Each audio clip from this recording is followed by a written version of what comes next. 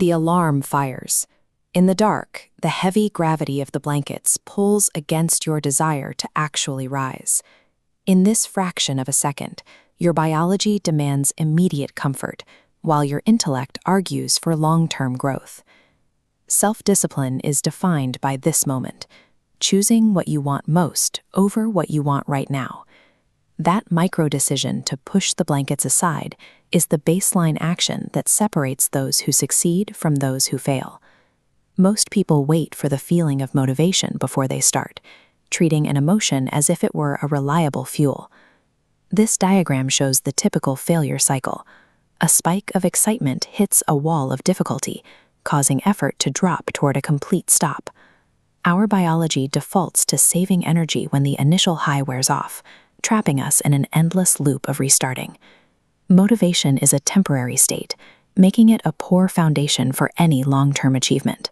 Building discipline is a physical process, much like training a muscle, rather than an inheritance of character.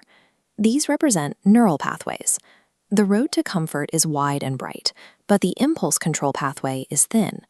Acting despite your feelings sends a signal down that thin route, physically expanding it until it becomes your new default. Behavioral change is a matter of rewiring these circuits, which bypasses the need for high-intensity willpower.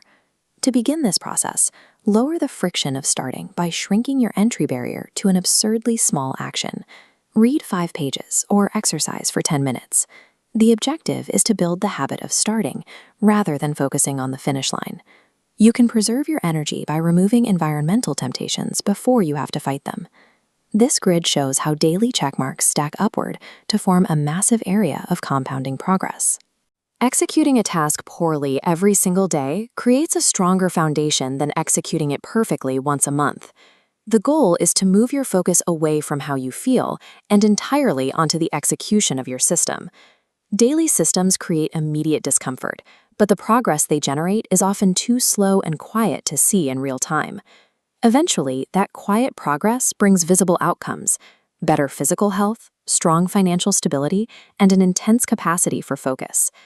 This demonstrates the paradox of improvement. Submitting to a rigid daily system is the reliable path toward actual life freedom. By enduring the unglamorous daily grind, you eventually move past the constraints of average outcomes. This consistency eventually penetrates the deepest layer of behavior, altering how you perceive your own identity.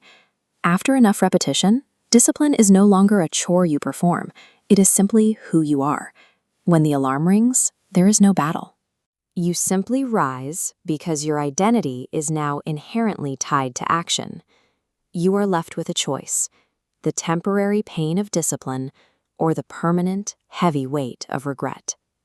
Keeping small promises to yourself is the fundamental prerequisite for the life you want.